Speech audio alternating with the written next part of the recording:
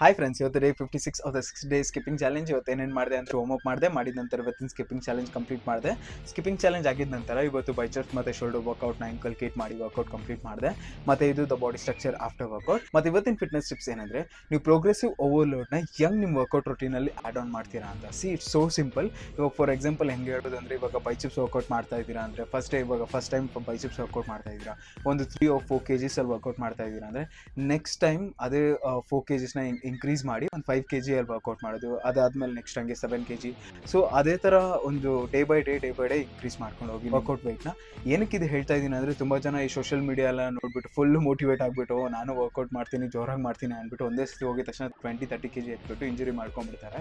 So ಅದರಿಂದ ಆದಷ್ಟು progressive ಆಗಿ ತೊಗೊಂಡೋಗಿ. ಸೊ ಆಗ ನೀವು ಸೇಫ್ ಆಗೂ ಇರ್ತೀರಾ ಮತ್ತು ನಿಮ್ಮ ರಿಸಲ್ಟ್ ಕೂಡ ಚೆನ್ನಾಗಿರುತ್ತೆ. ಮತ್ತು ಇವತ್ತಿನ ಕೋಟ್ ಏನಂದರೆ, you don't have to be extreme, just be consistent. Thank you for watching this video. Please like ಮಾಡಿ, share ಮಾಡಿ.